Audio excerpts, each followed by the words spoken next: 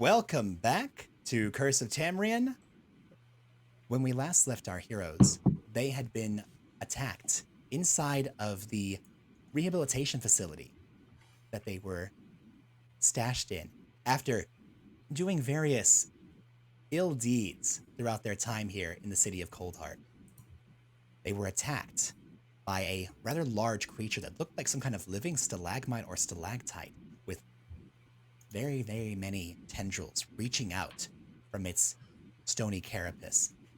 It nearly absconded with half of the party before they were able to rouse themselves from their prisons, reclaim some of their hidden items, and attack back and eventually destroy the beast. After that initial scuffle, they were able to leave the jail, the guards sending them out, saying that they would find them if it turns out that they attempted to try to flee the city, but that they knew that they were needed out to help the people.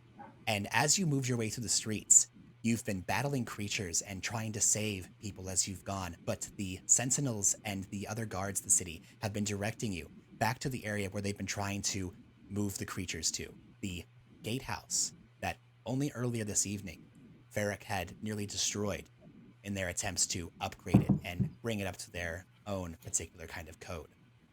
It is there that we are going to be joining our adventurers at this time. And why is it doing it correct? There we go. Okay. Where are we?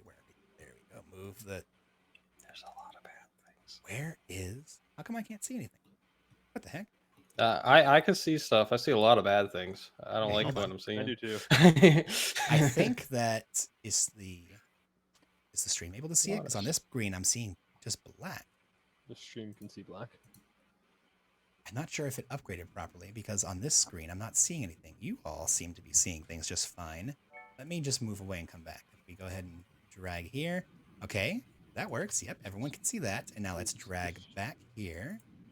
And does the stream not have control of the token to see anything? That could be a possibility. Here, let me just kind of see. I don't... But then how come the other one was able to work? Give me a moment to figure this out.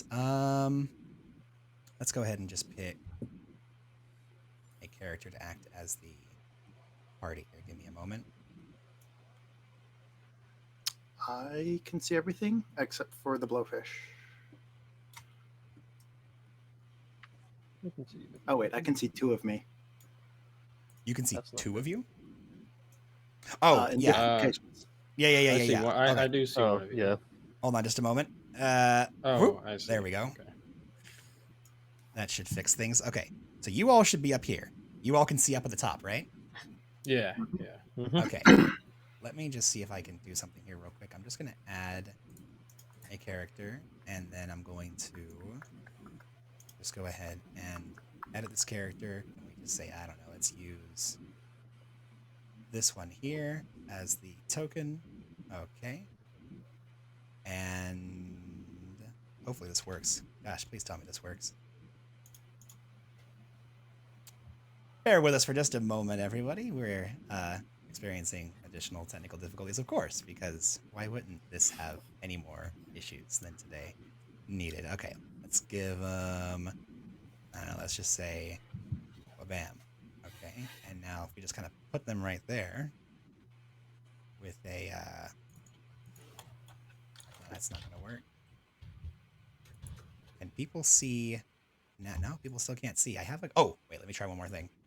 If I edit this to where it is in all players everything, will that now give us vision?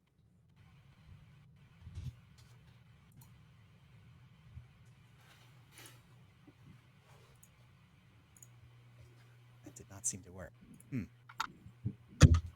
Why is that not working? I have them with vision.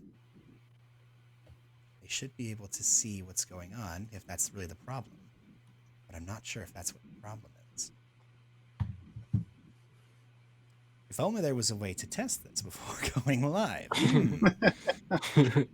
Let's see. Give me just a moment, folks. Maybe.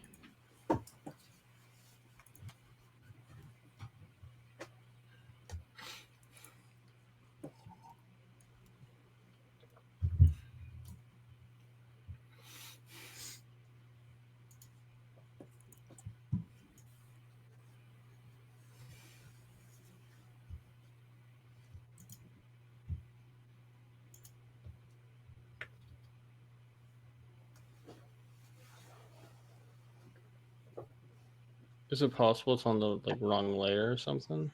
It's possible. I'm gonna try and see if I refresh this, if it'll work. Let me just do a quick refresh and see if that'll boot up, because there is a player here that chat should be able to use as a vision marker. So let's take a look and see if that does anything.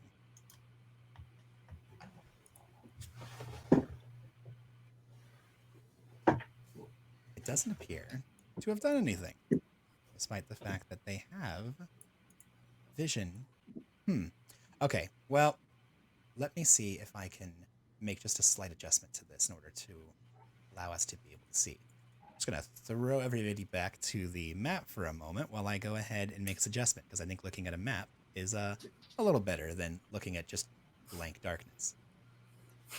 If you all could just be vampingly interesting for just a moment, let me go ahead and just copy this entire battle mat over and see if I can make this work for us. Okay, guys, let's play I Spy. All right, we're gonna use this map. Okay, I spy. Okay, I should have thought more before I said. I spy a lighthouse-looking thing. I'm guessing it's a lighthouse-looking thing. Yeah. You see the flaw. You see the flaw with what I'm doing with the plan here.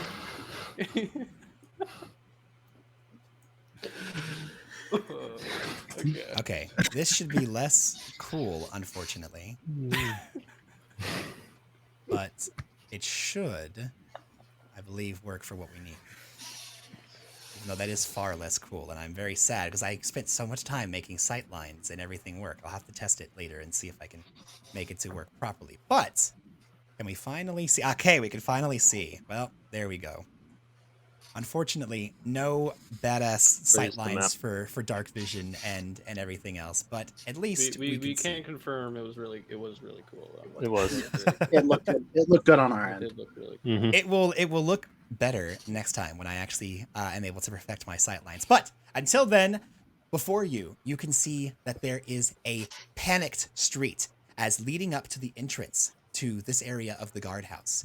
You can see multiple creatures on the far end where the guardhouse allows creatures to come and go from the city. You can see another one of those tendrilled stalactite-mite creatures, the roper that is drawing civilians in order to abscond with them into the night. And there are these creatures with large beaks, impressive-looking shells, and a very, very thick hide covering their entire body. And instead of having claws or hands, they have hooks, wicked hooks, that come out from their forms. And you can see that they are trying to be apparently as ginger as possible with a hooked hand. They are grabbing people and pressing them up against their bodies and hauling them towards the large roper, who will then grab them with their tentacles and is going to make off with them into the night.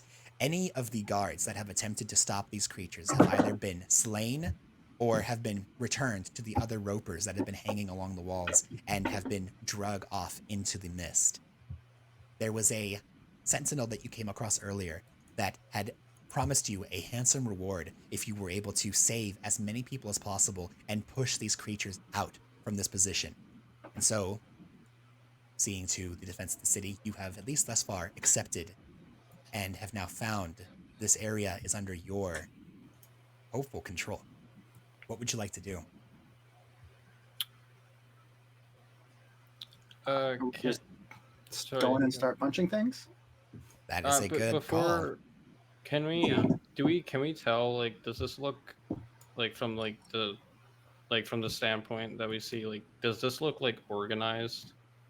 Like, does it look like coming in like that they are going in with a plan, or does it more like they're like it's like an animal kind of like attacking sort of idea? Where, like, does this look like they're coming in with a plan at all? Go ahead and make an intelligence check for me, or an insight check. Those are both the same for me, I believe. Okay. So I'll do insight. Because why not? Yeah, it's not good. With a 9. As you are trying to take stock of the situation, this is a very tumultuous and chaotic scene before you, and you are barely able to get your wits about you. Taking hold of your staff, it's all you can do to keep yourself from running away from the situation. Although bolstered by the companions that you have recently made in the battle before, you clear your resolve and are not able to discern if these are acting like animals or thinking creatures. All you know is that they are trying to capture people within the city, people that you know have stories, have lives to live, and this should not be the end of their tale. Okay.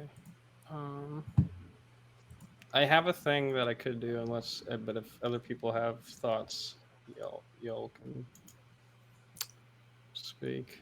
We're going to go ahead and use the initiative that you had started from last time. So when the combat begins in full, we're going to start with Clack. Sounds good. All right. But I'm going to give, since you just arrived in the scene, everyone gets a chance to, aside from now, Jack, who you used your time trying to ascertain what was happening. Everyone else has a chance to just take stock of the scene before you move into the situation in full. All right. So tactical evaluation, we can see everything that we can see. Gotta remember how many of the ones on the side we could see before. So far, at least as far as you can tell, this is everything that is present. I'm gonna have to do a slightly different way of hiding things differently at this point. Yeah. But yeah, well, this is as far as you can tell what's going on here. So there's enough familiars on Overwatch. It's fine. Yeah, as Clack rolls up, he's gonna send Click up onto a rooftop to scout and figure out where they're taking everyone. So that's where, and then Clack is gonna say to the rest of the party, or just gonna try to forward that information if he can discern it.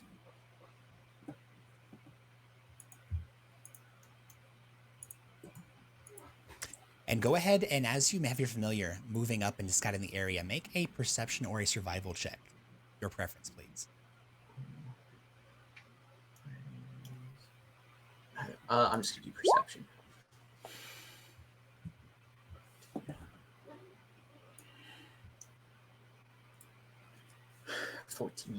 A 14.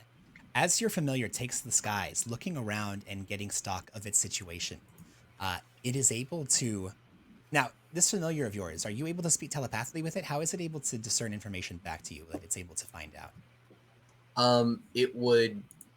I would just look to it as it's on a rooftop, and it would just point its beak in a direction where they're getting taken. You can see that it is indicating that the walls, everything that is within the city is being pushed back to the walls, and yours appears to have a large concentration, but there are others as well. It just seems that you have been moved to this pocket. The city guard attending to other areas has brought you here in order to assist. All right. With that, Clack is going to say, I think we go for the thing with tentacles. Cut the head off the snake, and the flying ones should hopefully leave too.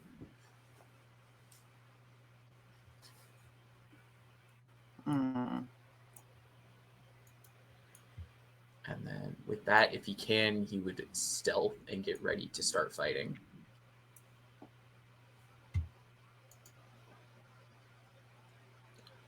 So are you going to hide somewhere? Yeah, where would you like to move into stealth? There's a couple of boxes nearby. If you'd like, you can move behind those boxes and see if you can stay out of sight from some of these creatures. He would move. Can I move my character? Grab. He would move over here behind this box to have. That way, Click and Clack would come from separate directions. Okay. And go ahead and move wherever you'd like Click to be as well. Currently, I'm going to put them above this building here. They are standing, or rather sitting atop the roof of this building as they looked around. Yeah. Yep, and that's exactly where I wanted him. Excellent. All right, go ahead and make your stealth check, as anything that is obstructed from your line of sight shouldn't be able to see you, to provide how successful this is. Okay, that's pretty good. If their passive does not beat that, they'll need to try to make an active perception check in order to find you, as long as you're not plainly in sight to them. There is moonlight that is shining down upon the city. However, there is a large bit of cloud cover that is preventing much of the light from exposing any of you. There are torches and various light sources across the city. It is well lit. and many of you have dark vision. So for the most part, you are able to all very clearly, at least for the most part, see each other. And let's go ahead and move on to Ferric. Ferric, what would you like to do with your just getting your sense of the self and placing yourself where you'd like to be in the scene? Oh, okay, so we're not attacking yet?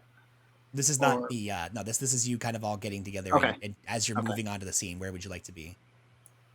Ferric, in his giant suit of armor, is completely ready to just walk up and start punching stuff. So you're preparing to engage the enemy. Is there anything that you'd like to do, taking stock of your situation, aside from just getting ready to punch or cast magic?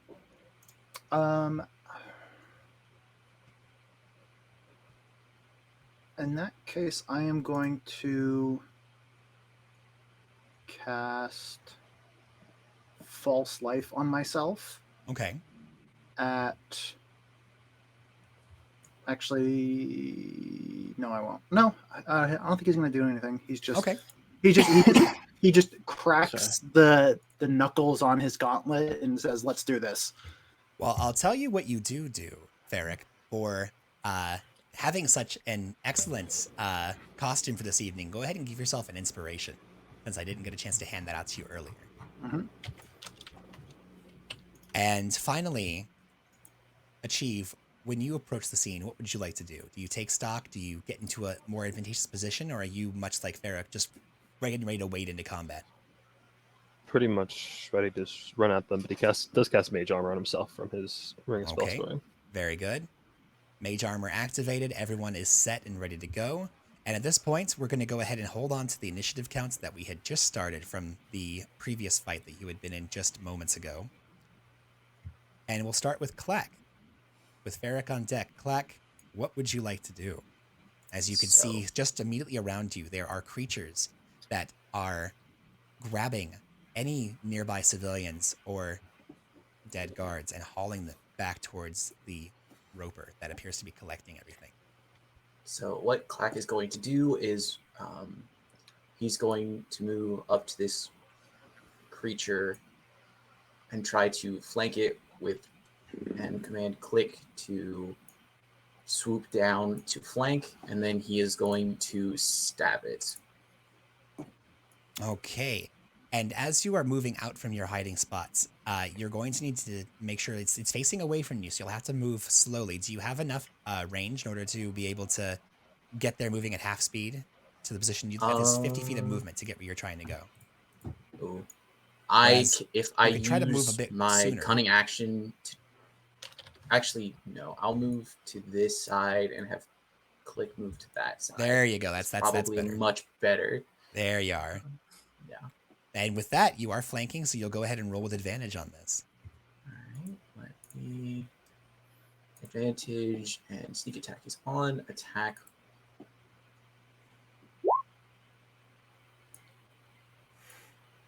And with a 26, that will definitely hit the hooked horror. Let me go ahead and have it make a Constitution saving throw against your poison effect. And before I forget, since this is a new creature, let's go ahead and mess with those toggles to ensure that we don't just automatically roll with advantage on this. And here we go, Constitution saving throw.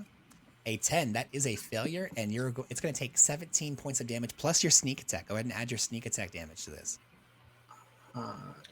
That is the 20 above it. Oh, that's the 20. Oh, wow. Okay. Yeah, that's the 20. Oh, my goodness. Well, that is a very hefty 37 points of damage. Oh, my goodness. And as you come from behind and strike it, you, in one blow, bloody this creature, just tearing into the back of its shell, straight into the writhing body beneath, and it recoils from your blow, nearly dropping the creatures that it is holding on to. Is there anything else that you'd like to do this turn? What else can I do with my cunning action?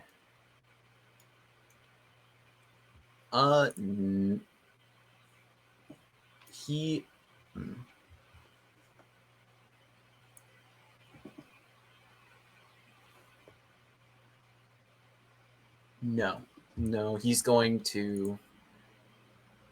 Actually, you know what? He is going to dash as a bonus action, and then try to, taking the opportunity attack, move back towards the party so they can retaliate minimally. Okay. And as you go ahead and move away from it, you're not disengaging, so it is going to get an opportunity attack against you.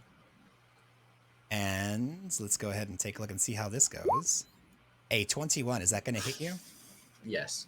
As you move away, the creature spins around and is able to catch you with the edge of its hook.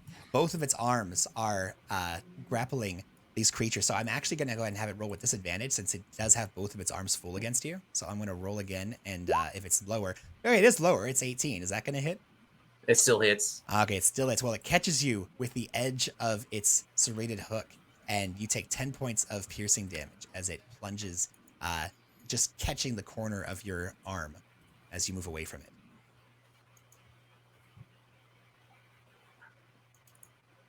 And did you want me to go ahead and minus it from your character, or you got it? Yeah, there we go. Perfect. You got it. Yeah. Lovely. Alright. All right. Moving on now, we have Ferric. And just FYI, Clack, I ended up giving Click the option since it's a more trained raven than others of its kind. It also has the flyby attack feature, so you can have it move away without provoking any opportunity attacks in order to help you position around the battlefield. Oh yeah, fantastic. It would do that. It would just move like up here. Just to kind of get out of the way. Yeah, just get out of the way and still keep a fairly decent eye on the battlefield. Perfect. It moves up, kind of ascending a bit of the stairs. Ferric, you are up with the hooked horrors nipping at your heels. Yeah, Ferric is going to move up to the one directly in front and punch it twice. Okay. You move up Fair and play. you bring your And- fist to bear. And Hootie is coming up just behind me and is taking the help action. So giving me Perfect. advantage on one of the attacks. Excellent. All right, let's see it. An 18, that'll do it. And second attack, 17. 17. Both attacks strike home. That's 1, and that's 2. Total of 17 points of thunder damage as your fists slam into the back of this creature, pushing through right where the dagger had cracked into its shell. And this creature is in extreme amounts of pain. It is screeching and howling this loud, keening cry as you beat into the back of it. And it also has disadvantage on attacks against anyone else but me. Interesting. All right, taunting the creature that you just laid up with a bunch of thunder damage. That's fantastic. Yes. Would you like to And do with- anything else? With my bonus action, I don't see the blowfish anywhere on the map, but I imagine he can just pop out of my armor or something. Yeah, I mean, Or he's, I'm like, not sure flying- exactly how this creature works, but yeah, it's right here next to you. Let me go ahead and reveal it for you. Okay. But yeah, it's either following you. Does this creature fly, or how does it usually get around? Yes, it is shaped like a flying fish and it does fly. Perfect. Then He it is saw just- some flying fish on his way here and decided to Excellent. make a construct. Then it is flying nearby you. Yes. Yeah. And it is also going to use Force Strike against this guy. Excellent. Now, does it need to be farther back? Is that a ranged attack, or is that a melee attack as well? That is a ranged weapon attack, but it's also flying, so it's probably up in the air. Okay, yeah, you can have it in the space, but like 10 feet up in the air. That's no problem. Yeah. It's on Overwatch. All right. Excellent. 13. 13. That is unfortunately not going to hit the beast, unless there's anything you can do to modify it. No. All right, and with that, you shoot off the force strike, and it is able to just glance at the portion of the shell that hasn't been caved in. Unfortunately, no damage on that. And that's my turn. All right, next up we have the hooked horrors with Jack on deck.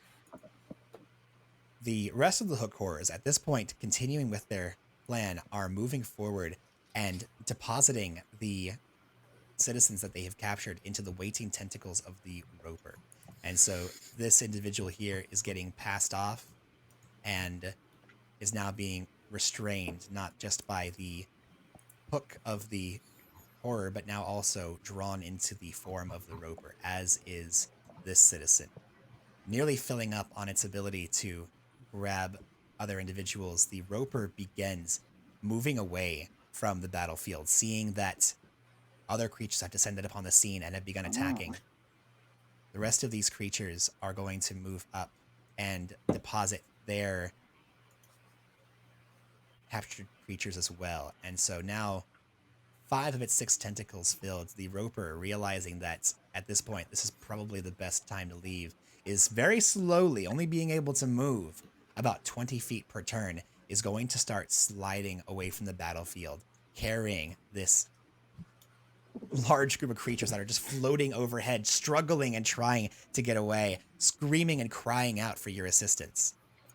And the 2 hook horrors go into the central aisle here and stand in your way, ready to defend against any creatures that would follow the roper. That being said, there are other creatures on the battlefield other than just those 3. They are going to make themselves known. Clack, to the west of you, you can see that there is a hooked horror that is carrying another creature. It moves up towards your position. However, it is not able to get within reach of you. And so at this point, it moves up cautiously, looking as though it is trying to get a sense of you. And it screeches out and appears to take in its surroundings as it gives a crooning cry into your face. It looks as though it's ready to pounce or attack you.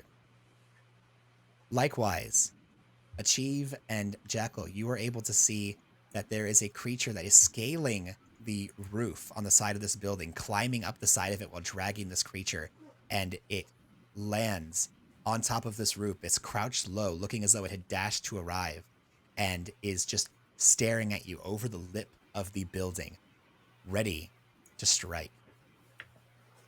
And then finally, Ferric, you have earned the ire of the creature that is before you.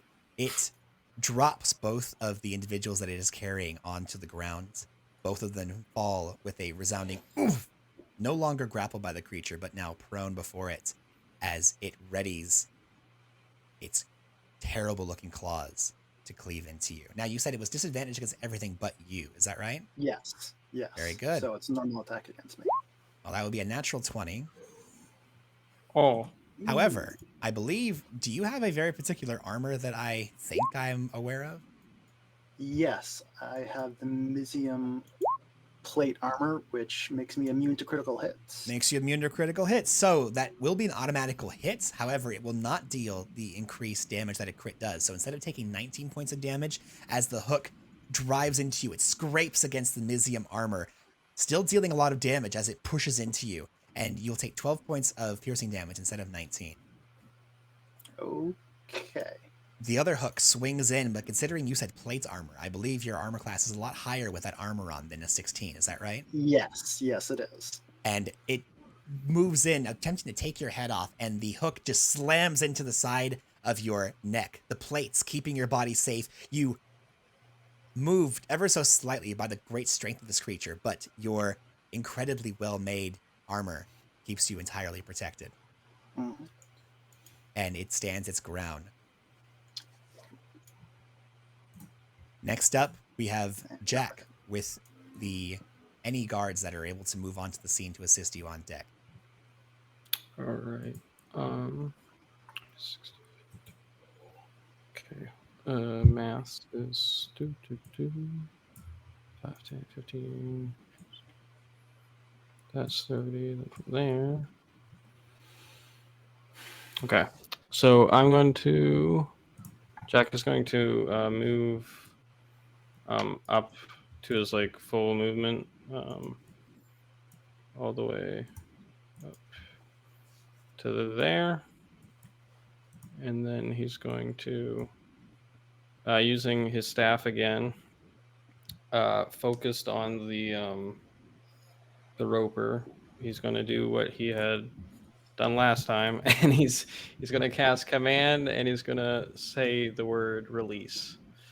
Ooh, and you're able to reach it from here. You have the. I believe it's 60. It's 60 feet. Oh, okay. is the Well, so spell. it's okay. So even though it's positioned right there, it did move Oh, an additional is it- 20 feet. So it's 20 feet Oh, further away. right. I just don't have enough. forgot. I don't That's have. my I don't have fault. enough map Yeah, to move it. Unfortunately. that's my fault. I forgot. No, You no, no. did say that. It's no problem. It's just Oh. it's unfortunately at the edge of the map. Okay, and that could I go back to Yes, where I was absolutely. in that case? Absolutely. Then in that case, I'll. This is probably dumb. I'm gonna do it anyways. Let's hear Using it. the staff again, I'm gonna do cast comprehend languages, and I want to see if I understand the creatures saying anything that like sounds like orders or like a plan or like anything like that. Interesting. If they're speaking a language, which they just might not be at all. So I don't. But So here's the thing: as you cast this and you're listening out, I'm going to go ahead and just, even though it's not their turn, talking happens throughout the course of this, and mostly you've been hearing the keening cries of these hooked horrors as they've been discussing, or rather, it seems that they've been barking orders or at least directions to one another. And as you cast the spell, able to comprehend all languages, even that of aberrations and beast, you do realize that the roper, even though it's making these horrible chewing noises with its mouth almost at all times, it doesn't appear to be saying anything intelligible. However, the hook horrors go from making just a this weird screeching sound, and it's making that same screeching sound, but now you're interpreting it as defend, surround, take the prey, kill the guards. The master comes. whoa, I don't like that one. Okay. So yeah, that's my action. I'm going to relay information to everybody, Okay. if possible. Am I allowed to speak? Yeah. Oh yeah. On your based turn on for what I heard? sure. Okay. Absolutely. I'm gonna scream out. I believe they are possibly requesting assistance of something much worse very soon. We should finish up as soon as possible. Ferric, it would be I would really appreciate it if you killed this one faster, and I'll give you bardic inspiration. Okay. Which is it's 1d8, not 1d10, which I messed up last time. But it is. Noted. And that's yeah, that's I'll stay where I am for now. That's my go. And with that, the other creatures, the guards that are not present, but the commoners as well, the citizens of Coldheart, are either hiding away in their hiding places, keeping away from danger, or those that were in the midst of the actual engagement are attempting to flee and get away from these creatures, going and taking the nearest hiding places they can in order to get away from the danger. So many of them are rushing into the buildings. Those that were dropped and prone along the ground, they use half of their movement in order to stand up, and they are going to use their actions to disengage away, trying to just keep themselves from being attacked. They are just holding up their arms and fleeing. However, considering they already used most of their movement standing, at this point, they do not have much remaining, and so they're only able to take mere steps away from their adversary and are trying to find any avenue of protection for themselves. This one here is just going to run past you adventurers and just flee back into the city.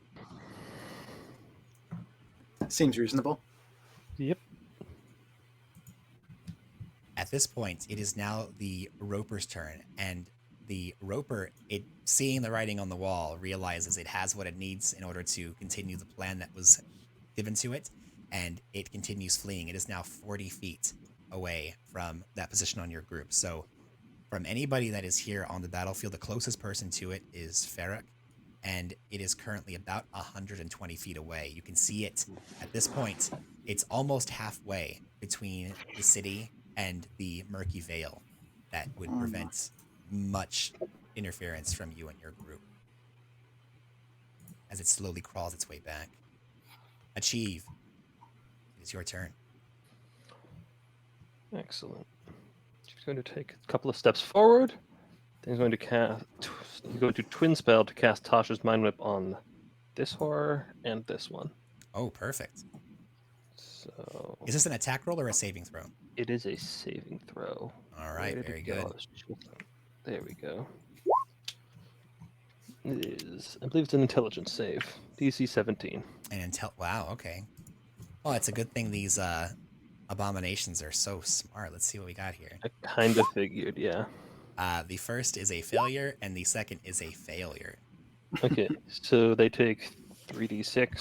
Do you want me to roll the damage separately, or? You can either roll them both for both, or you can roll it separately per creature. Yeah. I'll do it separately. Yeah, you've got twins, That's so I would say yeah. not what I wanted. That is Oops. not what we wanted. Hey, you know what? I feel like you're in a better place than I am. I've been having tech troubles all night. If you happen to have one, we'll let that slide. No problem. Okay, Did nobody you else want me knows what that to- is. Did you want me to go ahead? and- that is a There that we is go. a funny one though. That's still on the left, and that's still on the right. Perfect. All right. Might The one take on the off left the- only takes just a small amount of damage from the mind whip. However, far more successful on the one hiding above, as its brain within splits from the terrible psychic damage that you had thrusted upon it. And the next time that it takes its turn, it will. It says it must choose whether it gets a move, action, or bonus action. Ooh, Mm-hmm. And it can't take very good. reactions. And then no reactions. Very nice. The reactions are expunged until their turn. Very good. That is my turn. Is that a bird? Whose bird is that? Oh, that's a cat toy. Oh, okay. I thought you were going to say that's a cat, and I was like, you are lying to me? I do not believe that is a feline. Speaking of interesting noises, Clack, you are up. Okay. Alright, how am I going... what Clack is going to try to do with Ferric flanking the winged horror per the request of Jackal. Clack is going to move to the other side to get advantage and remove it from combat. Excellent. All right. As you move around to flank it, go ahead and make your attack roll. This is with advantage. Advantage.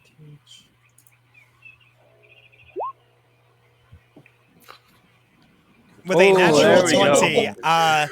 Wow. Wowie, That's a lot of wowie. damage. Wow, wow. That's a Wow. lot Remove it of from damage. combat, he did. Yep. So, normally this would be where I would ask you what happens, but instead I'm going to tell you what happens. Because with this, I'm going to go ahead just for the flair of it, say that this creature failed its save. And that would be a total of 46 plus 18. We'd be looking at, I think that's 74 unless my brain goes wrong. It's either 64 or 74, carrying the 1.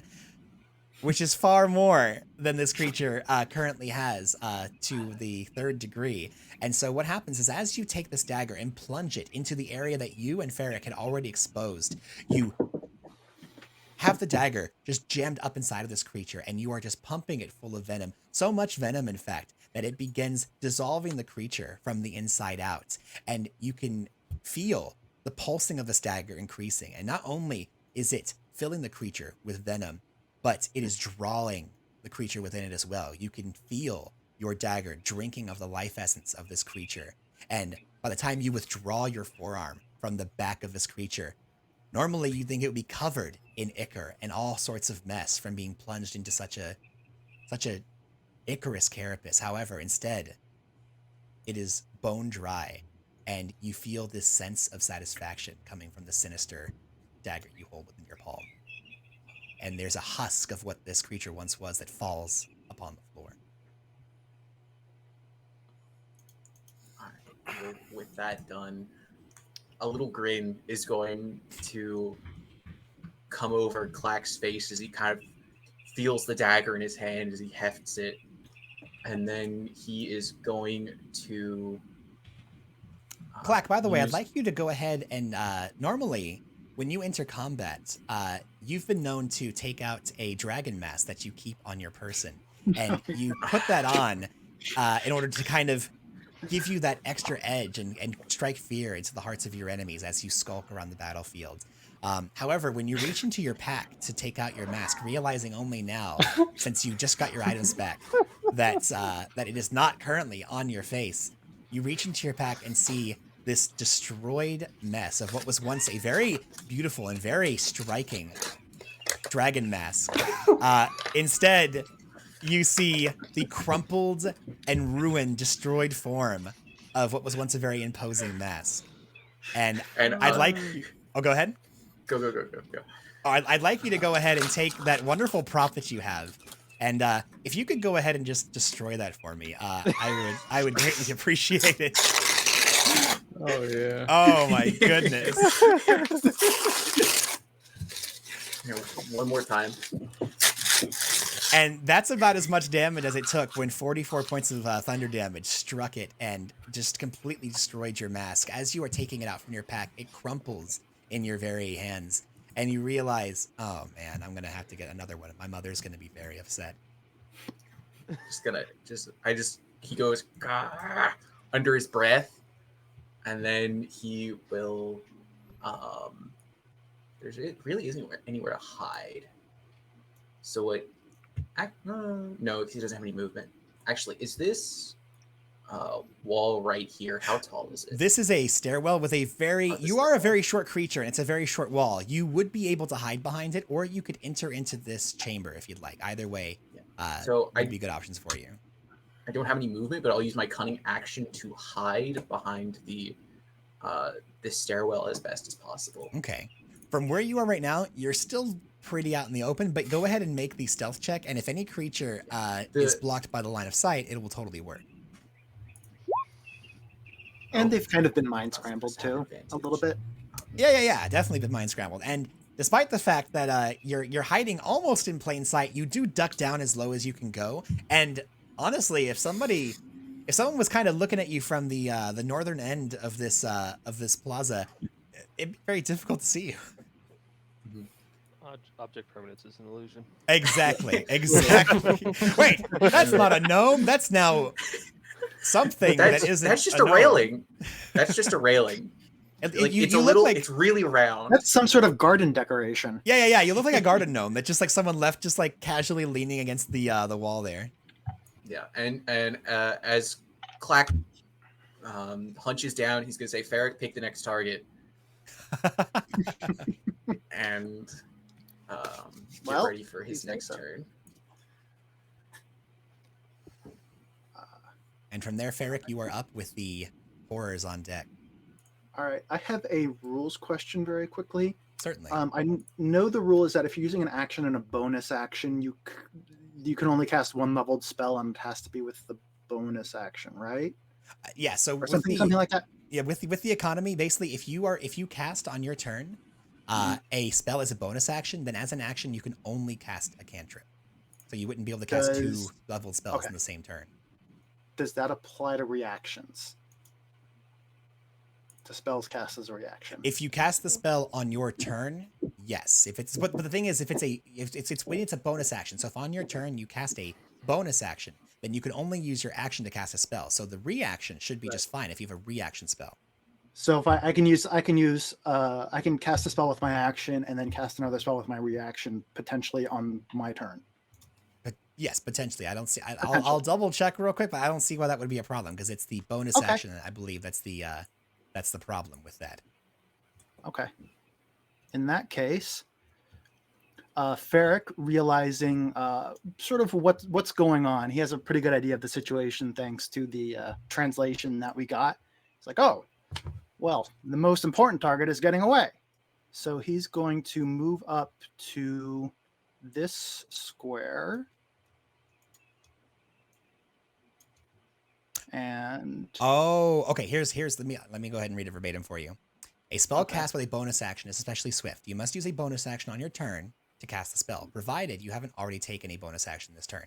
You can't cast another spell during the same turn except for a cantrip with a cast time of one action. So you would not be able to cast a reactionary spell on the same turn. Now, once your turn ended, you could then just use the reactionary spell anyway. But on that same turn, you can only cast a spell that has a casting time of one action that is a cantrip. Okay. That's. I mean, that was more of for a contingency. So at this point, this creature is 90 feet away from me. Yeah, from right here, it's 60 at the end plus 40, so 100 feet total. 100 feet total. Mm-hmm, mm-hmm. In that case, I am going to, at 3rd level, cast Vortex Warp Actually, on I'm the sorry, creature. 95 feet, technically. 95 feet. Can I get like 5 feet closer by just going here instead from where I was? Let me see where you were. You have a 25 feet of movement? Yeah. Yep, that is correct. All right. Then I'm going to move here and cast Vortex Warp on the tentacle monster thing Okay. at 2nd level. What does that do? Yoink. I am It not ruins familiar with such a spell. It ruins your plans. Yep. Oh, nice. Let's see. I'll just read it. It's not, you magically twist the space around another creature you can see within range. The target must succeed on a Constitution saving throw. The target can choose to fail, or the target is teleported to an unoccupied space of your choice that you can see within range. I see. Well, here's the thing. You have a DC of 16. I rolled a 15, which is 1 away from where I needed to succeed. So what happens as you open a temporal portal that rips this creature away from where it initially was? I'm going to teleport it right next to me. Well, there we go. It is no longer. Like this. Why is it not doing that? How do I ping? Oh, I'll just take your ruler and point at the just spot right you- here. Yeah. I'm going to Right go ahead there. and drop it boom, like that. I'm going to move some of these people just slightly out of the way. There we go. And you drop it right down next to you, as well as Right all there in of the the middle. creatures that it was. Because it says, now, does it say that the creature brings any creature that it's wearing or holding or anything like that? You wouldn't mind Choosing specifying for me? or the target is teleported to an occupied space of your. It does not specify. Okay, then I'm going to go ahead and rule that it says it. Since it doesn't say that you drop whatever you're carrying or it can't come, I'll go ahead and say that you bring it along. So all the creatures get brought along with it. Okay. And with my bonus action, having taken a hit, I am going to activate the Guardian Armor's defensive field, which just gives me 5 temporary hit points. Oh, excellent. Very good. Okay. And I'm going to have, let's see, the Blowfish automatically takes the dodge action, and they're just going to come up with me, like here and here. Blowfish And that's my moves turn. up. And does it have any actions it can use, or is it good?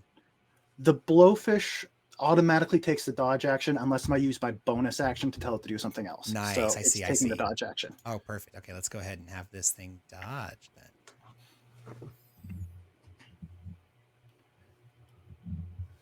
Alrighty, and after that is going to be the Hooked Horrors. Now, for the spell that you use, the Mind Whip, it says here that on a failed save, and it can't take a reaction until the end of its next turn. So it still has no reactions on this turn. And it has to choose one or the other, either moving or bonus action or attacking.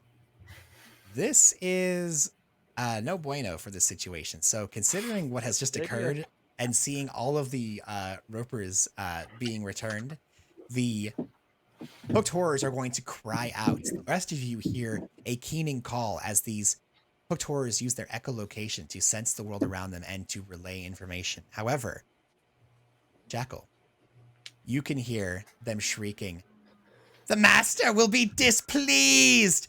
We must abscond with these creatures! Quickly! Grab them and go!" And from there, you can see that on the roof, these Hooked Horrors are just rushing towards the edge, moving their way along the roof.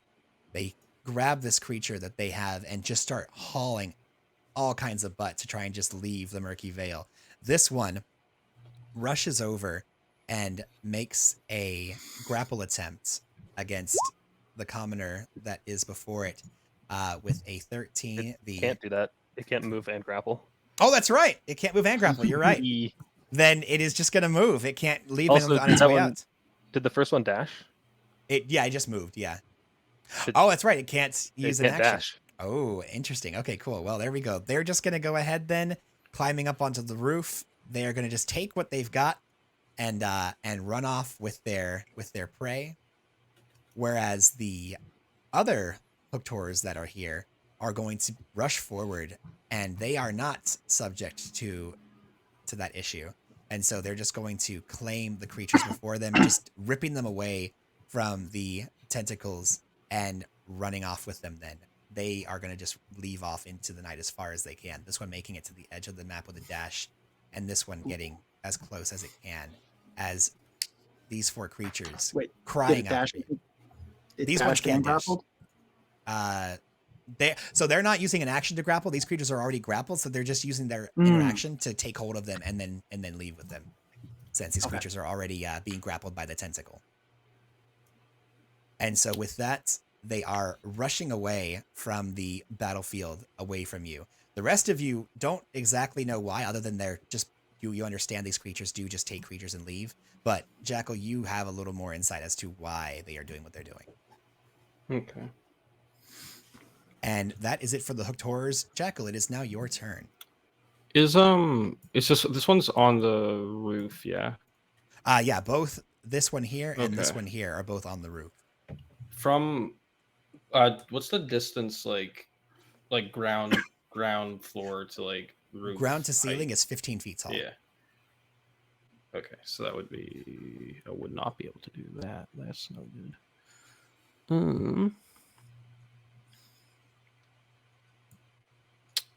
So if I went there, yeah, he's definitely not within 30 feet. So what will I do? I will do something.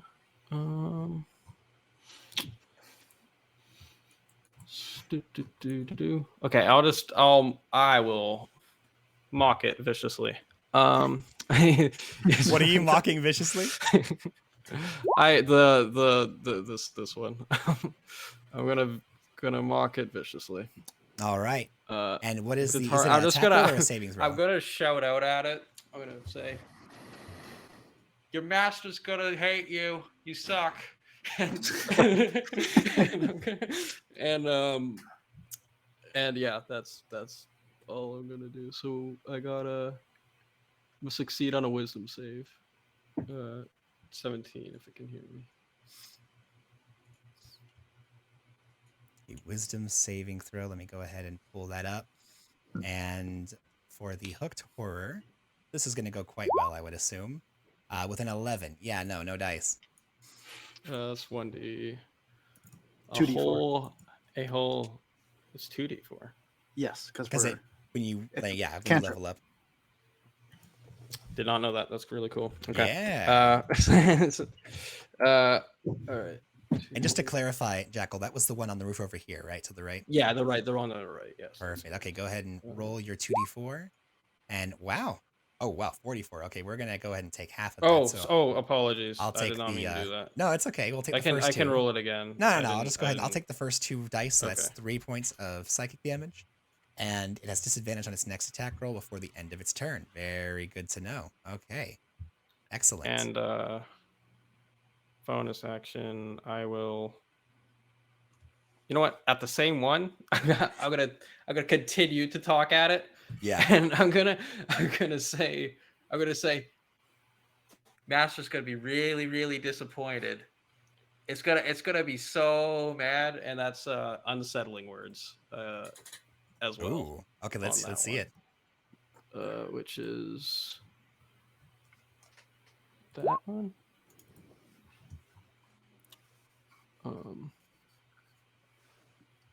So yeah, I'll roll a d8, and the next it'll minus a save. Oh It my has to gosh. That save.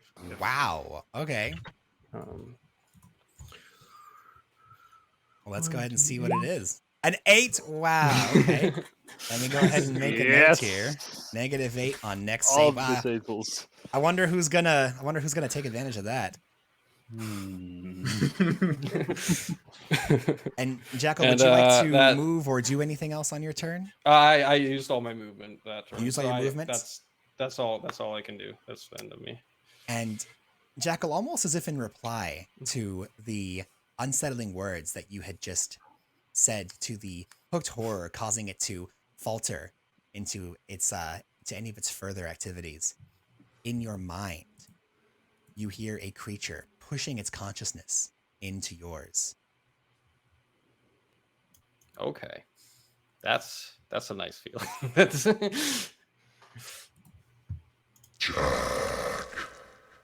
Jack, you've been a naughty boy. If you leave now, I promise, everything will go back to the way it was.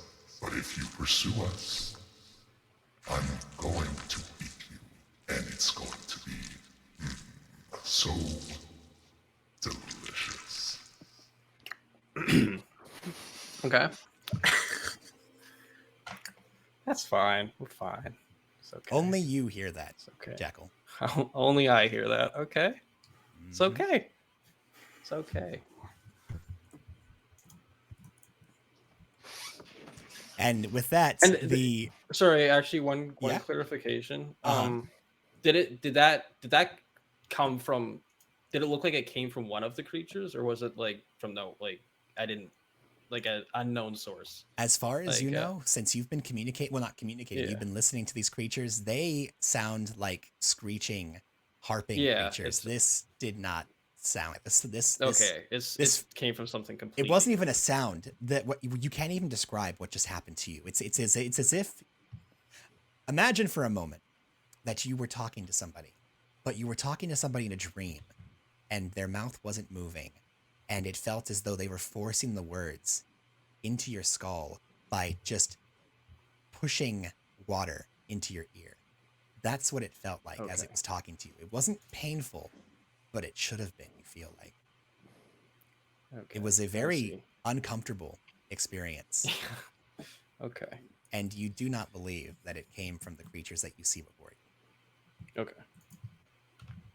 Thank you. Thank you. Oh, of course, of course. And with that, the rest of the citizens that are here, those that are able to, just go running off into the deeper portions of the city. However, those that are captured by the individuals that are absconding with them do attempt to go ahead and make checks to get out. And considering how weak and frail they are, I'm just going to go ahead and make a very general roll here to see if it even needs to come up. Yeah, with an 8, let me go ahead and just try one more thing. Is it going to roll it? No? Try one more Eventually. time. There we go. Okay. So, out of the 1, 2, 3, 4, 5, 6, 7 creatures that are currently here, they all begin struggling and pushing and pulling. And only one of them, the one that is next to the roper, nearby you, Varric, is able to try to make any meaningful escape from its bonds. And so, it tries with a very, very hefty push. Let's see if the roper is going to be able to hold on to it. It unfortunately does, although the woman before you is with all of her might putting her foot up, pushing against this creature, trying with every fiber of her being, drawing from a strength she herself may not have known she had, is almost able to pull away from the tendrilled mass. And then, with 3 more tentacles, the roper wraps around the creature and draws it in closer towards its gaping maw. I am going to interrupt that and cast Silvery Barbs Okay. at first level, forcing the roper Ooh. to re-roll its strength check. Ooh. Very nice. So as that is occurring, Ferric yells out, well, unfortunate. I'm sorry. What does Ferric yell out? he yells, "Fuck off!"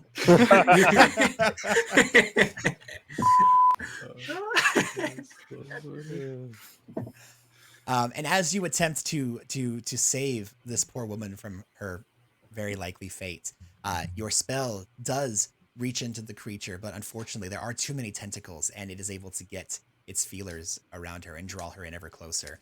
No escape at this time. And at this point, it is the roper's turn. And at this point, go ahead. I'm also going to give myself advantage with the Silvery Barbs effect. Oh, perfect. Advantage on the next attack roll, or Next attack roll, ability check or saving throw. Yep. Nice. Okay, well, you're going to need it because the roper is now up, and it is going to reach out and try and claim as many creatures as it can within its area, which is considerable. So there are 5 open tentacles, so I am going to, let's see here, we've got 1 there, 2 there, 3 there, 4 there, and why not a freaking owl right there. All right, so I'm going to need Hootie, Ferric, Jackal, Achieve, and Clack to each make a... Or, actually, sorry, you're not making the... I'm making the attack roll, not you making the save. So for the first one, Hootie, 20, yeah, that's gonna hit. Oh yeah, that grabs. Against you, Ferric, a 16 is not going Nope. to hit. Against you, Jackal, a natural 1. Oh. Yeah, no, that's no dice there. My one- AC is so low. Like I was like, I'm gonna get it. Achieve, does a 12 hit you? Shield. Shield. Actually, And- no, it doesn't. Yeah, you have mage armor, right? I Yeah. have mage armor. I'm fine. And then finally, a 17. Does that hit you, Clack? Yeah, it does. Oh, wait, but you were hiding. Hold on a Yeah, second. I was stealthed. You yeah. were stealth, and it does not have a passive perception to see you. So it's going to go for the blowfish. So with a 17, does that hit the blowfish? Yes, it does. All right, so both the blowfish and Hootie are grabbed and drawn close within its reaches here. It does not have the means of being able to grab the rest of you at this time. However, seeing as though it is missing out on what is currently happening here, and not really seeing a better option at this time, the creature is going to attempt to bite you, Ferret. Okay. Oh, and I've already used my reaction too. So A 15. does not hit. Unfortunately, the roper is not able to bring you within its maw, and you avoid a crushing 22 points of damage that would have been very bad for your health. Yes. And at this point, the creature is going to just move as quickly as it can, which is 10 feet, and just drag away the creatures that it has within its form. Where'd the blowfish go? Come here, blowfish. Hold on, you're buried. Okay, there we are. Just digging through my toys to find the blowfish. Okay, there we go. Yes. And that'll be it for the roper. Achieve, it is your turn.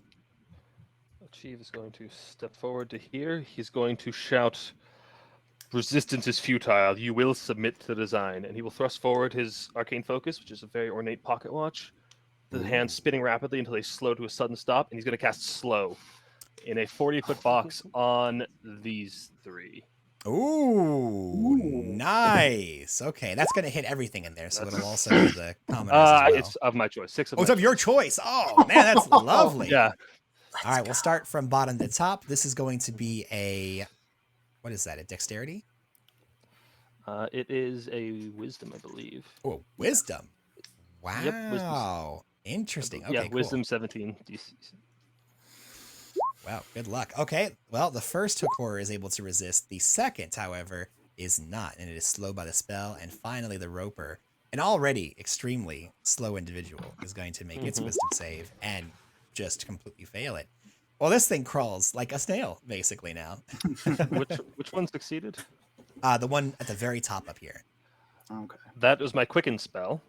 For my action, I'm going to cast Ray of Frost at that one. Ooh, nice. That is an attack roll? That is an attack roll. Oh wait, All right. no, it's not. No? Wait, no, it says no range spell attack. I have it wrong on that. So let There me we go. just roll. Okay. So you can just go ahead and roll a 1d20 plus your spell attack modifier. There you go. Oh, perfect. Mhm. And with a And 16, that that, reduces its- is going and to that- hit. And it reduces its speed by 10. Wow, very nice. A 10-foot speed reduction and 14 damage to the hooked horror. Yeah. Very nice. And that is my turn. Excellent. Well done. And as we move to the top of the round, Clack, as you are preparing to make your way into the fray, all of you are able to see this large tentacled creature, unlike the others that you have seen, very similar, in fact, to the roper, but instead of being like a weird stalactite that has been given form, This creature instead looks like a writhing mask of very large, thick tentacles, a gaping maw attached to what appears to be almost a fleshy, spider-like thorax, but made of pulsing, writhing meat. And with its gaping mouth, you can see that as it opens its mouth, there is another mouth inside of it that opens as well. And as it almost chitters along the roofs, making their way towards you, you're able to, all of you within your mind, hear the following. You are food. You are food, or you are fodder. I will abscond with my treasures, and you will die. Flee, fodder, for I am hungry. And Clack, it's your turn. All right.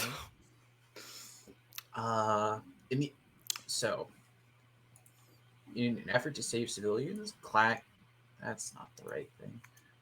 Clack is going to move to here and try to expend a charge of the Fang of Zethius to paralyze this winged terror.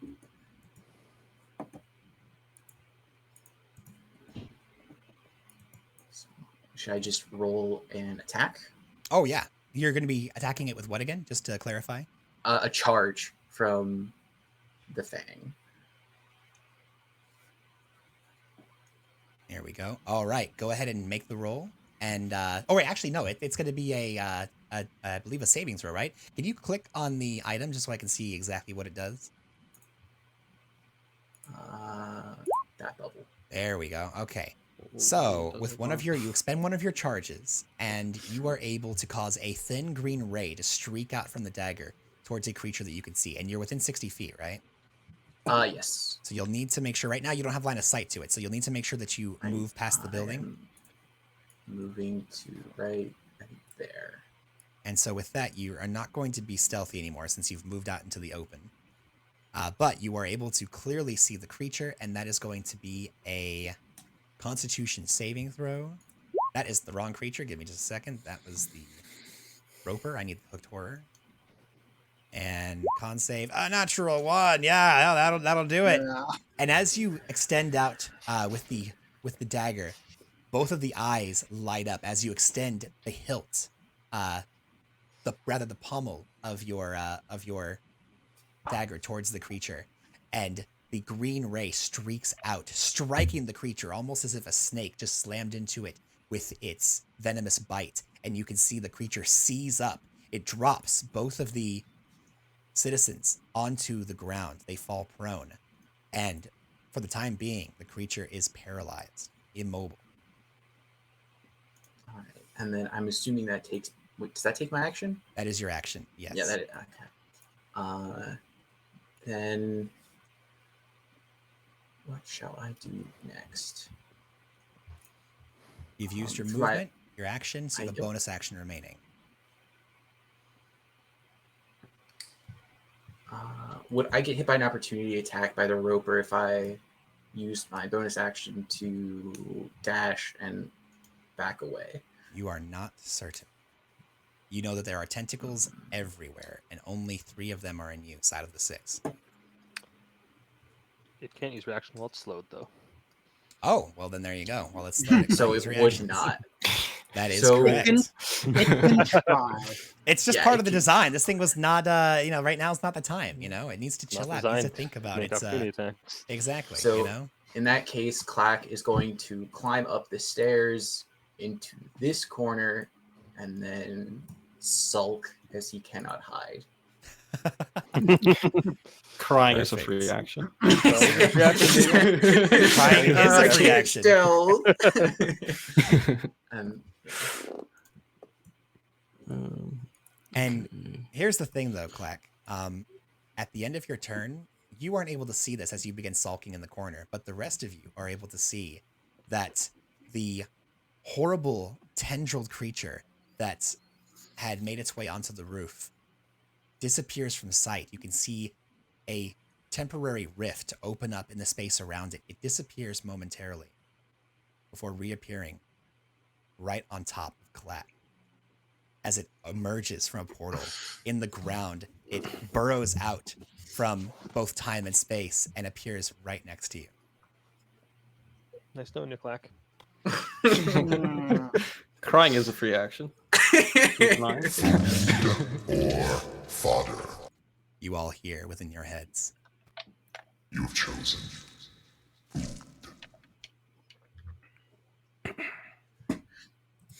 And with I'm that, in danger. Ferric, it is your turn. All right. Well, seeing as the fleeing hook creatures have been suitably slowed, now I can, with my 2 attacks, I can attack, then move, then attack again, right? That's correct. Okay. In that case, Ferric is going to move up 1 square, punch the roper.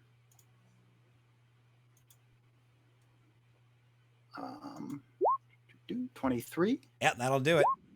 for 10 thunder damage Alrighty. and inflicting the disadvantage effect. Very good. And then move over here and punch the other tentacle guy Okay, very good. for dirty 20. You That do would- have Bardic if you want to, if you need to, feel you need to use it. But Yes. But Oh, you can't put a add- Bardic on Ferric as well? Okay. Yeah, I can't add damage. yeah, the Ferric and Achieve. And were the Achieve, ones yeah. that got it. Nice. Yeah, I can add. That's for d20 rolls, not for damage rolls, right? Right. Yeah, Unless only you're a for Warbard, attacks. yeah. You can roll it to Yeah. attack. But the dirty 20 will hit. And Okay. how much damage is that? Roll damage, 7 thunder damage, 7 thunder damage. Well, it hits. and he It has. doesn't do much, but it hits. But he has disadvantage to attack anybody that isn't me. Nice. That'll be useful. And I believe the familiars can make attempts to escape. On their turn, they absolutely can attempt to do that. They Take an go action. immediately after me, and Okay. I don't think I can. Yeah, so I'll just have them make attempts to escape. That's your So, bonus action for the blowfish, right? I might as well be, I guess. I don't have anything else to use it with the blowfish incapacitated. Yeah. Okay. So what is it? Acrobatics? Yeah, you can do acrobatics or athletics, yes. Okay. Well, they don't have proficiency neither, so I'll just roll dex. So first. Now, just know they are going to have disadvantage on strength checks or on strength saving throws while they are restrained in this way. So when you Right, roll, and I we're going to Don't know lesser. why that rolled. Oh yeah, I don't know why Well, that rolled with advantage. We'll go ahead and Hootie might be set up to only roll with advantage. I'll have to double check that. I thought I took it off. Yeah, But regardless, we'll go ahead and take the 9 since with disadvantage. 9. That's not going to be enough, unfortunately. and then the blowfish. Okay, that time it asked me 17. And one more because you're taking the lowest disadvantage. Oh. That'll do it. The blowfish is no longer restrained. And it's going to. Let's see, how much movement does it have? Oh, it only has 30 feet of movement.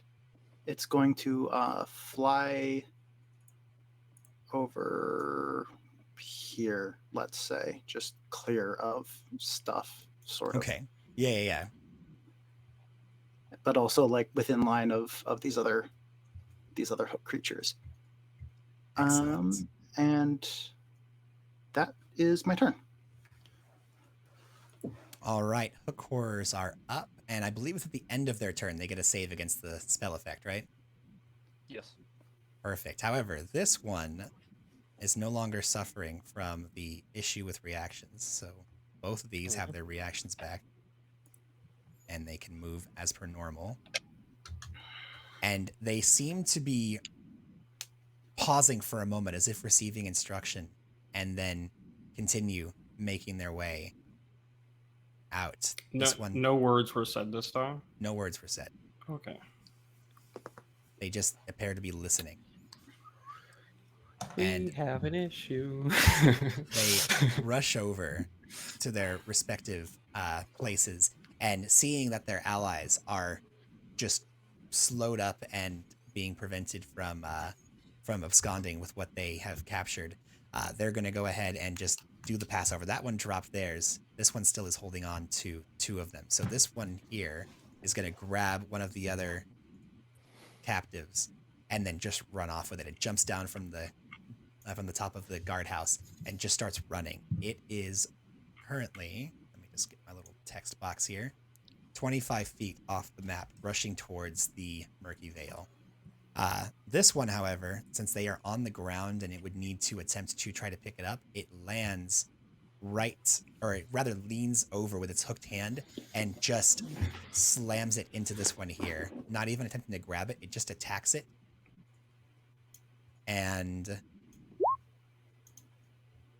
you can see that this man looks up at the rest of you, seemingly saved, and then a hook drives down to the back, skewering it. You can see the life leaving his eyes as just impaled upon this hooked hand. The hooked horror then jumps and runs off after its companion, carrying one fallen and skewered citizen, the other one screaming and retching from the abhorrent display, as it too is 20 feet off the map. The others, this one here is paralyzed and this one is slowed. Well, it's slowed, it's at half speed and it has to choose either movement or attack, right? Yeah. No, it's just action or bonus action. It just still still moves has- at half speed. Okay. So it's going to just go ahead and take what it has and it's going to dash. And so at this point, it is able to just move the 30 feet that it normally gets. So it is also able to move 20 feet off the screen, taking the lone companion that it has. And then this one here, at the end of its turn, attempts to break away from the paralyzed condition. Uh-oh, that is a sound. What sound is that? One moment, let me figure out what that was. Which one was paralyzed? The one on the left. Okay. We have a Streamloots card that was just played by Mama Shimada. Rando Mat Monster. Yes. Let's go, Shimada. And for some Nice. reason, I'm not able to see it, but I know that it's Plus doing disadvantage. disadvantage. Mm-hmm. Yeah. So that'll be Disadvantage on a random Mat Monster was the Random Mat description Monster. on it. Okay, very good. And let us see here. Ah, there we go. Now I can see it. Perfect. Okay, wonderful. So at this point, it's going to go ahead and, now that it's its turn, it's going to make it save with disadvantage, since that's what that's the next save that's happening here. So disadvantage, Constitution save, and oh wait, I'd already rolled a 9, so it was 9 or 14. So with both of those, it is going to go ahead and fail that save, and so it is still paralyzed, not able to abscond with anyone. And at this point, Jackal, it would be your turn if it wasn't for the fact that the hulking tentacled creature is going to instead become magically invisible. You can see that its form shifts and quakes as all of you are able to see it one moment, and the next, it disappears from your sight. However, Jackal, you can hear within your mind the forced intrusion. This creature. Food or fodder, Jack. Your choice, but time is ticking.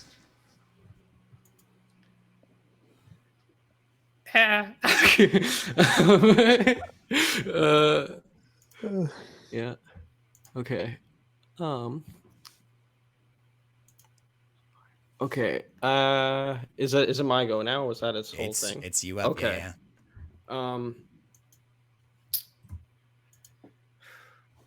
I might have a question for you if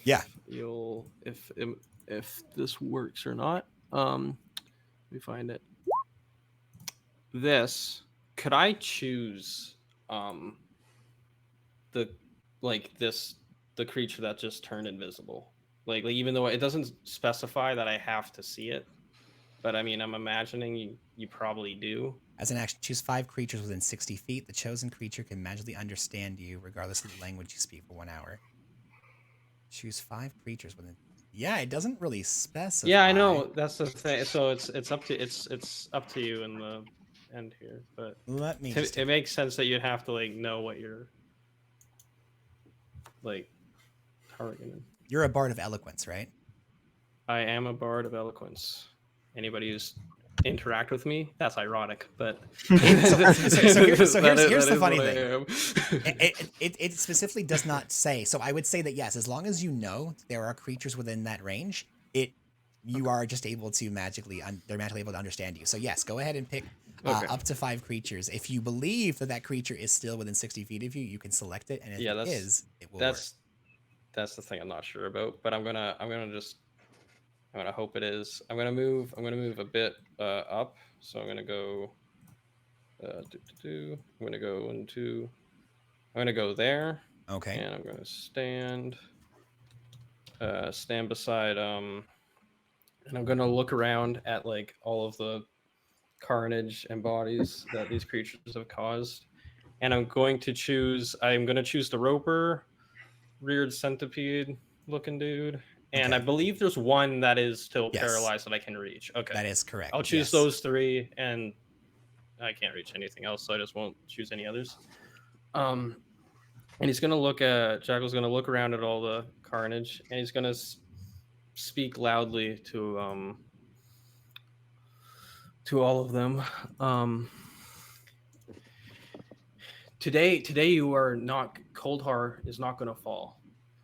You can either choose to leave, or you can stay. I promise you, you might beat me, but I will take something more from you than you take from me. And I'm going to say, you let these people go, or I promise you there will be. I will make it not worth. I will make it. Man, words are so fucking hard, dude. It's okay. Take your time. No problem. Something and good. You can also, if you don't I want will to say make it it- verbatim, give me yeah. the gist of what you're saying as well. I'm pretty much trying to. I'm trying to say. I'm pretty much trying to say like. You're doing fine, by the way. Either leave or if you don't leave this place, I'm gonna cause like there will be trouble. Like it will. You might win, but I'll make sure like you get hurt in the process. I'll give as good as I got. Essentially, yeah. Considering how vaulted a storyteller you are, I would assume that you are putting together this eloquent speech, indicating that you and your party, though you may not be on the same level as this creature, you are a very formidable fighting force, and you will give as good as you get. And if every single person that was taken in this area is not returned, you're going to make it regret what happened this day. Is that about right? Yeah. Pretty. That Perfect. is. that is true. That is what I'm going for. And is there anything else that you're doing? No, I'm gonna stand, and I'm gonna stare directly at the roper. But that's all I'm doing. I'm just gonna stand my ground. As if in reply, you hear another intrusive thought.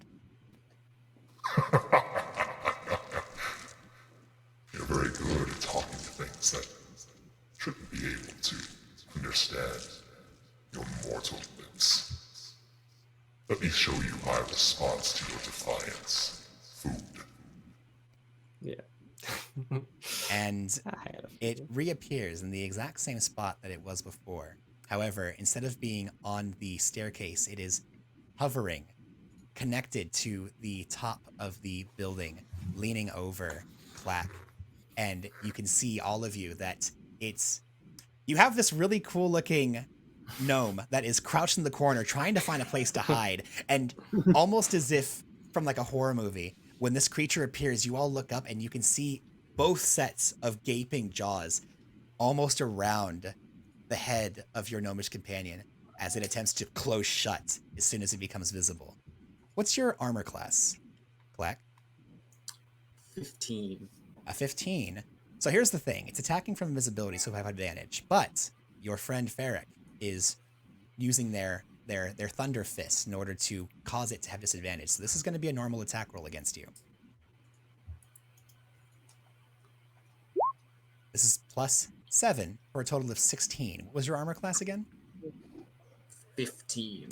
15. I would like Ooh. to restore balance to remove its advantage, so it has disadvantage from Ferric.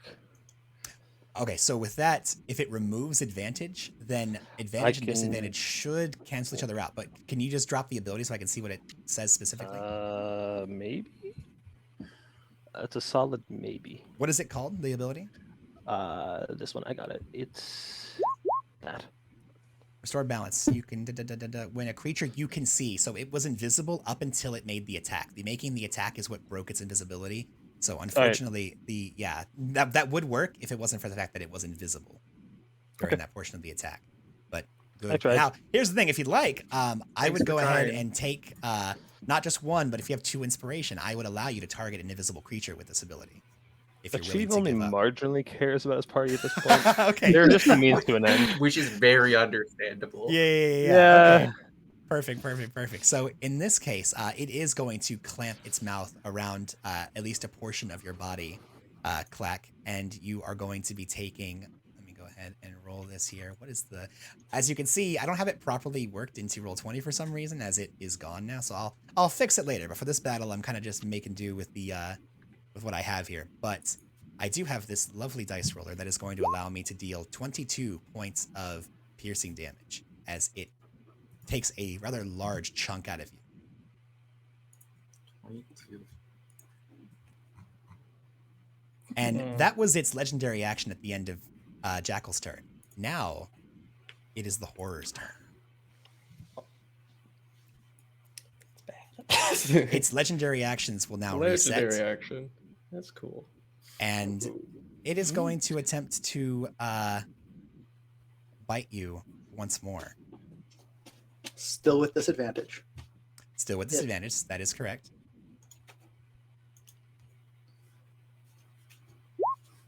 Attack the first, attack the second. 11 plus 7 is 18. That is a hit.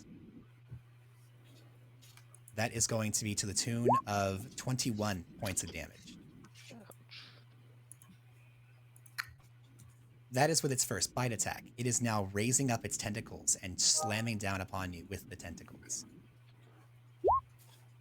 A 3 and a 5. So a 10 is not going to do it. The first tentacle slams the ground next to you as you are barely able to get your senses and dodge out of the way.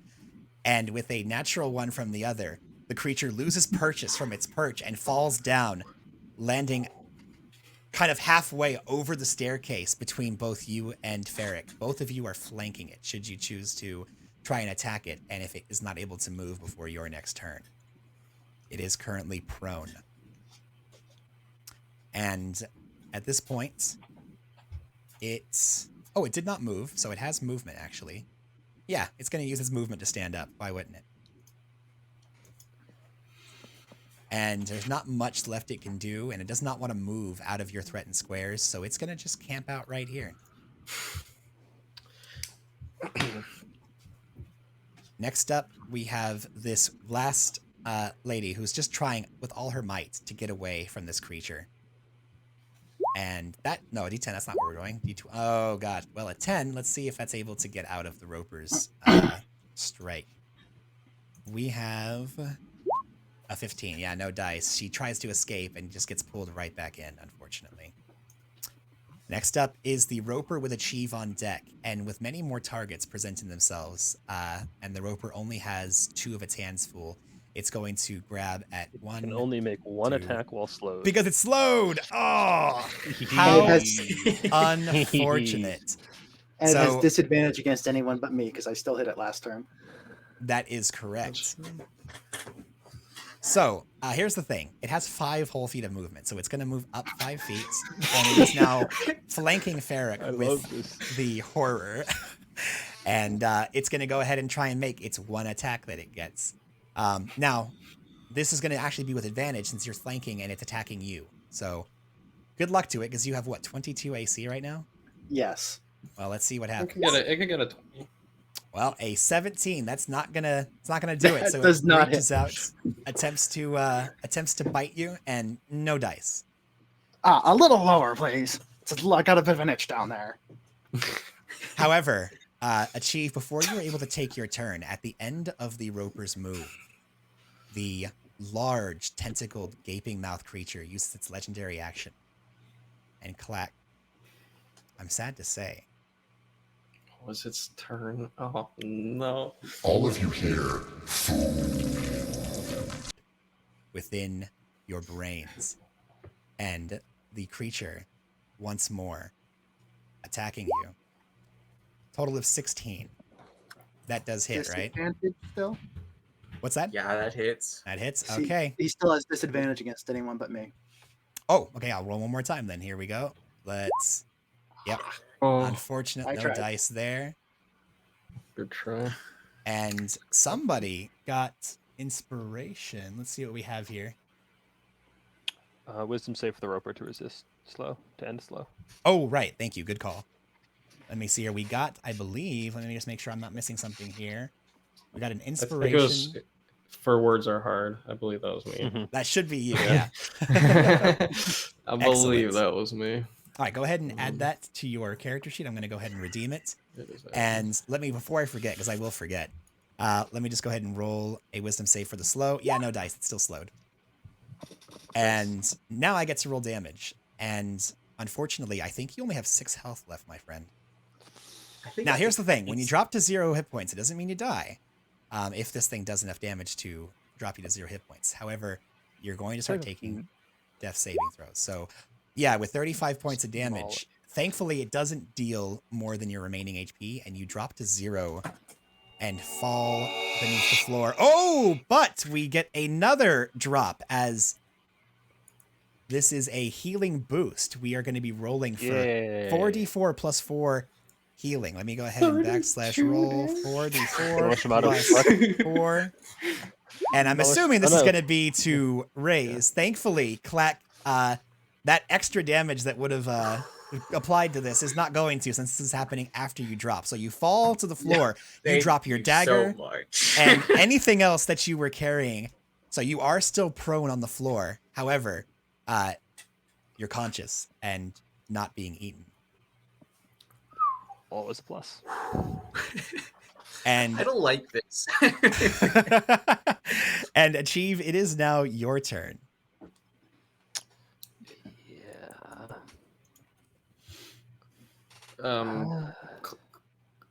Click. Is it clack? Clack is up.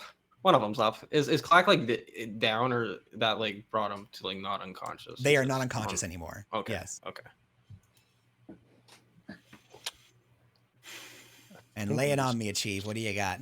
She's gonna walk up and hit big boy here with the old reliable 3rd level inflict wounds. Let's see it. So, spells. That is with advantage since you are Inflict flanking. wounds. Oh, Just in case you crit, you can roll it again. Okay, well, same. That will hit, and go ahead and roll damage. so That's that is 3rd level, so that's 5d6.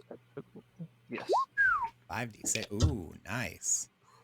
necrotic damage. 17 points in necrotic. And as you reach out, you grab hold of one of its tentacles, and you were able to draw the life from it, causing it to shrivel and blacken at your very touch. However, you could see that despite what normally would have been a deadly injury to almost any other creature that you've yet encountered in your adventures, it appears to just scratch the great horror before you. And then as a bonus action, we convert a 2nd level spell slot into sorcery points. Perfect. And that is my Anything turn. else for you? All right. Nope. And at the end of your turn, the creature is going to reach out, and all of you hear within your mind's eye, perhaps more fodder than food, and the grace of the gods does nothing to relieve you of this situation. I will return and take more upon my next adventure. and after hearing this, the creature reaches out with its tentacle, wraps one of the tentacles around the roper, and you can see both creatures disappearing into a rift, bringing along both the captured individual and your owl Hootie. Can't Oh, I just no. dismiss him and What's that? resummon him? Can't I just dismiss and resummon the Probably. familiar? Probably. You know, hey, it's I don't know. It's your familiar if you want to try it. I mean, just by the rules of the familiar spell. Yeah, that shouldn't be a problem. Yeah. Yeah, so it's getting a whole lot of nothing with Hootie, which but we can handle that later. Yeah. And with that, So it just dipped like completely. It just now? dips, like, It's completely. gone. Okay, Yeah. That's cool. That's cool. We And- failed so bad. Holy. No, don't say that. And just because we're getting, we had a bit of a hiccup earlier with the technical issues. I'm going to say, considering this one here is paralyzed up towards the front of the guardhouse, and the others are pretty far into their absconding with these individuals, I'm just going to go ahead and say, just as we are drawing to a close, you are able to save both of these individuals here at the front of the gate. However, the other 3 hooked horrors are able to escape, each one of them with 1 captive, as well as the captive and the owl that were taken by the horror and the roper. And as we can see, you're able to go and move throughout the buildings, collecting the rest of the other civilians. And for the most part, though you feel as though you weren't as successful as you wish you had, you are able to notice that despite the fact that you did lose a few, the vast majority of the people that were in this area were able to be saved, as well as the 3 that had escaped on their own. And as our adventure for today draws to a close, you can see the unfamiliar to yourselves, but the friendly and rugged face of a half-elf individual rushing up to assist you with reclaiming and helping the individuals that you were able to save from the attack. And Eberwolf Roarer takes stock of the rest of you and your companions. Well, you did very well this day. Certainly. I think that my boss is going to want to see you. Bineric Stain, master of the Sentinels, has summoned you before him. And I believe he called you the Coldheart Convicts. I'm not certain what that's about, but if that is you, please follow me to the tower. Ferric pulls a beer tankard out of you don't know where. He kind of reached behind his cloak and grabbed it and says, "Oh, sounds good." Very well. And with that, we're going to go ahead and end today's session as the Coldheart Convicts are being escorted by an Ironwood warden back to the tower of the Sentinel, with which to have a meeting with the captain of the Sentinels that watch over the city of Coldheart. And as the monstrous horde pulls away from the city, there being more areas that have been attacked than just this gatehouse, you can see that there are dozens and dozens of people that have been absconded with, captured and drug off into the Murky Veil. You can see the forces of Coldheart, all of the guards, the gauntlets, and the sentinels moving across, securing the borders, reshoring the walls, and protecting the citizens that had not been captured this day. It seems as though there are plans to venture forth and try to recover those who were taken, but only time will tell if that possible quest could come to a head. And what part will our heroic adventurers play in the recovery of these poor people? Please join us next week as we continue the Curse of Tamreon. But for now, have a good night, everyone. Take care. Bye-bye. Bye. Bye.